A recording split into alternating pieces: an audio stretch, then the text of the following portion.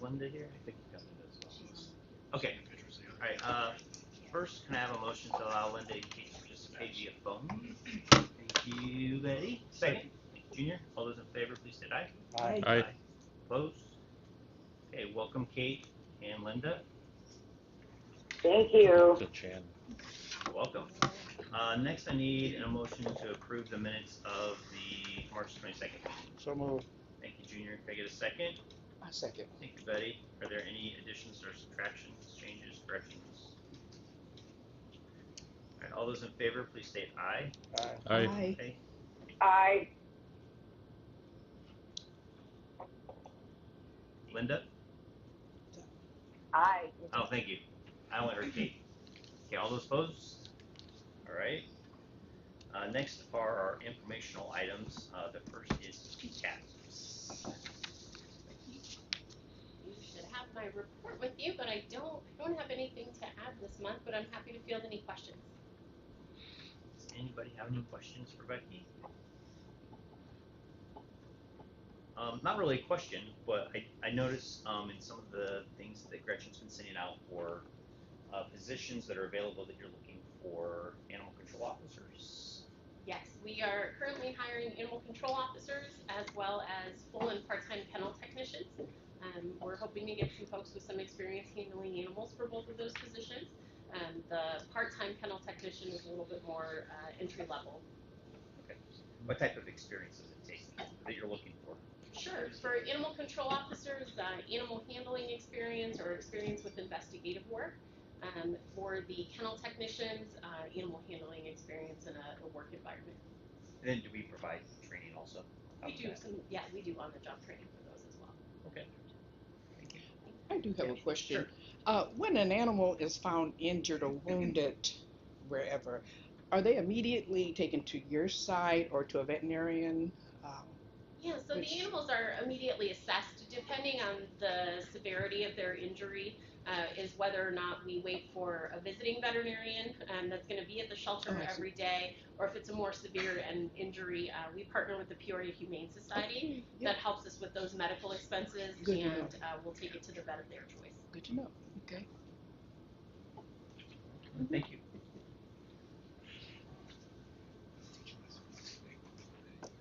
Next, we have the workforce reports.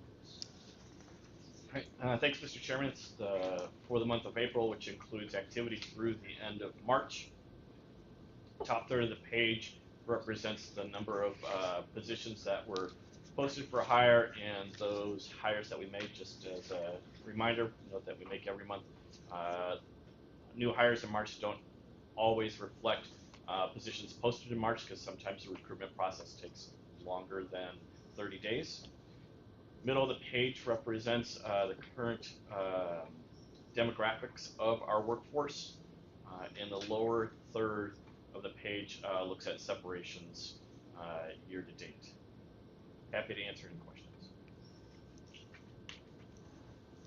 Any questions? Any questions, Kate or Linda? No, thank you. All right, next is the liability and workers' compensation report. Thanks, Mr. Chairman. So this represents the first quarter of activity for the year. So that would be through March 30th of the current year. Top half of the page is liability claims. You can see the number of claims that have been filed and those that are still active. So just as an example, in calendar year 22, we've had 7 claims filed and 3 active. Also, by example, in 2019, we had 16 claims filed, and we have 1 of those that is still active. You can see on the upper right quadrant what the reserve remaining is and what the paid to date is in each of those years. And then on the bottom, same type of information and data, but for work comp claims. Happy to try and answer any questions you might have. Any questions? Any questions on the phone? No. Okay. All right. Next, I need a motion to put on the floor a joint resolution and a budget. It's a budget amendment related to the pandemic premium pay. Can I get a motion, please? Junior? All right. Just gonna, I'll tee this up for you, Mr. Chairman, and then we can answer any questions you might have. Right. This is a joint resolution with Finance Committee based on the value of the budget amendment. For the last several weeks, staff has been working with the committee's chairperson and vice chairperson on this issue. We've had multiple conversations, multiple meetings in terms of what pandemic premium pay could potentially look like. We settled on a three-tier structure. The eligibility requirements of which were that you're working for us today, and that you were working for us sometime between March 15th of 2020 and March 23rd of last year. All critical essential employees that meet that eligibility requirement will receive a one-time lump sum bonus of $1,250. That would include deputies, lieutenants, and corrections at the sheriff's office, deputy coroners in the coroner's office, and juvenile detention employees and facilities employees. Then the other two tiers were defined based on the number of hours that they had coded of building closed. Building closed is a pay code that we've used for a long time. Pre-pandemic, we would use it, for example, when the courthouse would have to be closed due to weather purposes. But we used that building closed code during the pandemic as well, especially in the early days of the pandemic when all of our buildings, except for our 24/7 operations, were shut down due to the governor's order. The delineation between the two other categories is 80 hours of building closed. So if you had less than 80 hours of building closed coded in payroll, you'll be receiving a one-time lump sum bonus of $1,000, and those that had more than that 80 hours of building closed would receive $500. Based on the conversations that we've had with the chairperson and vice chairperson of the committee, the HR team has successfully negotiated side letters of memorandum of understanding with our collective bargaining units. This is eligible. This we're recommending is for both unionized and non-unionized employees. The only ones not eligible would be contractual employees, which are the public health administrator and myself, and the elected officials. The source of money that we're recommending is the American Rescue Plan Act. We are recommending that we use reserves that are unbudgeted in the ARPA fund, and how that will work is, should it be approved, there will be an appropriation out of the ARPA fund. Those dollars will be transferred actually to the general fund, where we have a line called compensation adjustments, and we'll physically pay from a budgetary standpoint out of that one line item in the general fund budget. We've done an exhaustive review of the final guidance from the U.S. Treasury, and this is an eligible expense under ARPA. Happy to answer any questions that you might have. does anybody have any questions? I don't have a question. I'd just like to make a comment that the last couple of years have been challenging for all of the employees of the county, and so appreciate everyone's work and effort and all the team members. So, this is I guess a small recognition of the efforts and that they put in for us. So I'm supportive of the motion. Anybody else? Anybody on the phone?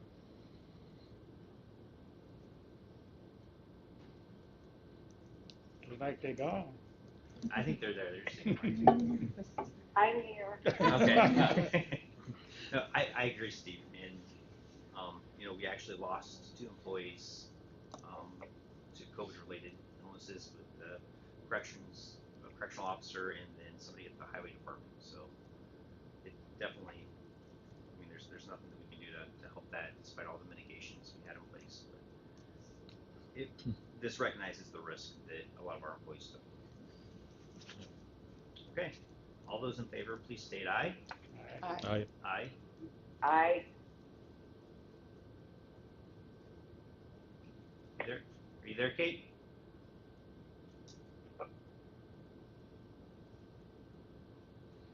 All those opposed?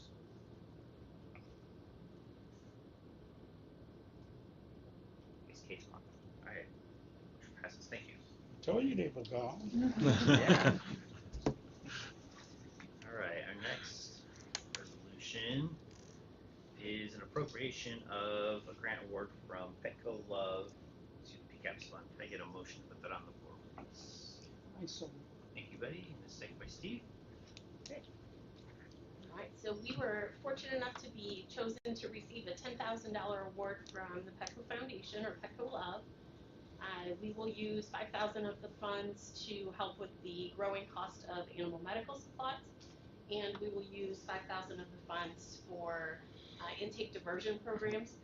Those are the officers roll around with supplies on their vehicles to be able to help folks in the community avoid citations and correct violations rather than just impound animals. Things like if they take an animal home, they may microchip the animal in the field so that we can identify it better the next time. We may offer a tie out or a lead or something of that nature to prevent animals from escaping a yard or something like that. That's the use of the funds. Great. What was the amount of that? 10,000. 10,000. That's pretty good. Does anybody have any questions for Becky? All right, all those in favor, please state aye. Aye. Aye. I, Thank you, Linda. Kate, are you there? I am. I said I. Oh no, I said Kate. Nope. Could have heard her drop off. She just might be on. Kate, are you muted? All right. All those opposed? All right, motion carries. Thank you. And you're up for the next one too. So this is an appropriation of a grant award for Community Foundation of Central Illinois and Dippy Caps Fund. Can I get a motion for this, please? Thank you, Steve. In a second, Junior. Okay. All right, so this was an award from the Community Foundation of Central Illinois for $5,000. We solicited this on behalf of vaccine boosters for the animals. So we're working with local veterinarians as well as the nationwide veterinary community and some resources from some of the larger facilities that make those recommendations nationwide. And we're finding that animals are doing better in our environment when we give them a vaccine booster every 2 weeks that they're with us. So specifically, this is like a distemper vaccine for the dogs and the cats, which include about 4 or 5 of the big diseases, usually viral diseases that go around a population. So when you have animals housed in an environment like ours, where they're exposed to other animals and community housing, things of that nature, the recommendation is to, again, vaccine booster every 2 weeks. Now, you may not do that for your pets at home, and that may seem apart from what's recommended for your own animals, but because of the high risk in the shelter environment, that's why they're recommending that. So in order to cover the added expenses of purchasing those vaccines, we sought out and were selected for this grant award. Okay, thank you. Does anybody have any questions? Okay. All those in favor, please state aye. Aye. Aye. Aye. I, Thank you, Linda. And we'll just wait. I think Kate is texting. Aye. Oh, there we go. We can hear you. We heard you. All right. okay. All those opposed? That was unanimous. All right, great. The last resolution is the elected official salaries. Can I get a motion to put that on the floor? So moved. Steve and Junior. Second. What? Linda was seconding. Oh, thank you, Linda. Okay, I guess I'll take this one.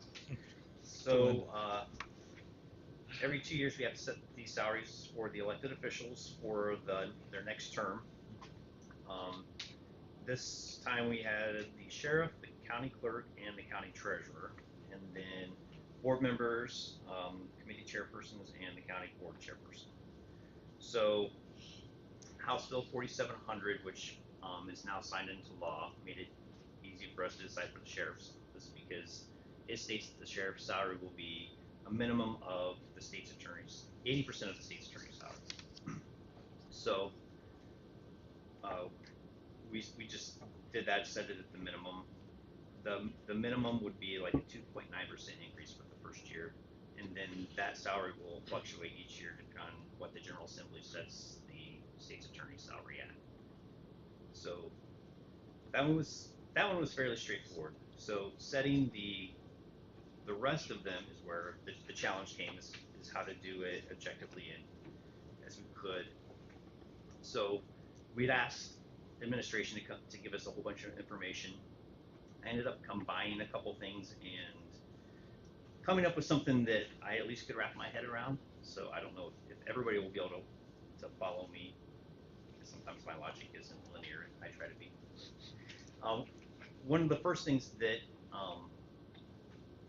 that I looked at that administration provided is a Hay score for the positions. The best that they could is translate that into what grade it would come out in Hay. And I think we talked about that at the last meeting. So based on the Hay scores, the county clerk came out as a 17. The county treasurer initially through Hay came out as a 16, but last month we decided to up that to a 17 because of the extra duties that that position is now taking.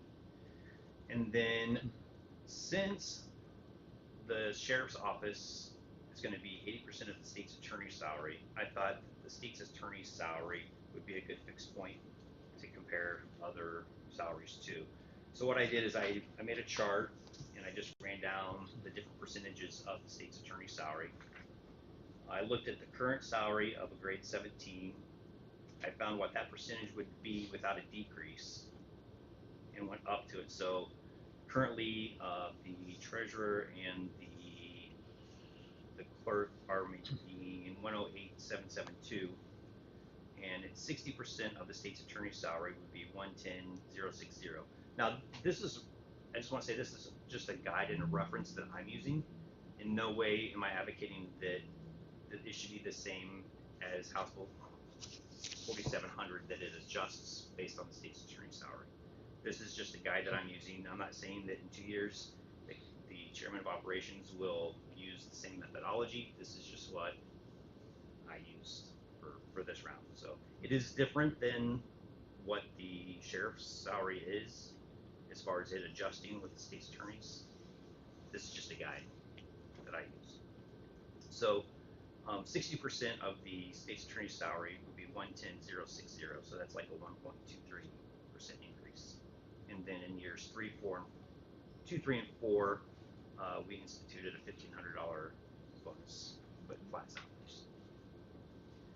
For the county board member, 9242 is the current salary.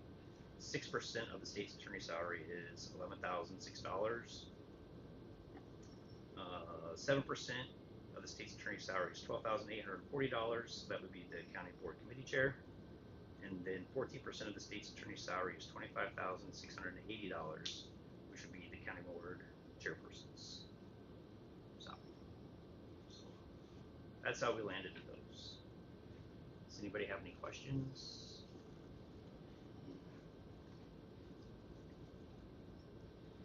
Comments? Anything from the phone?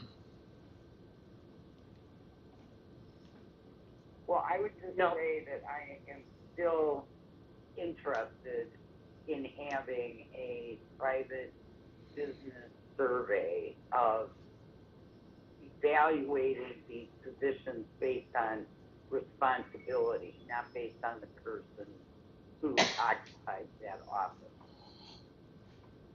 Okay.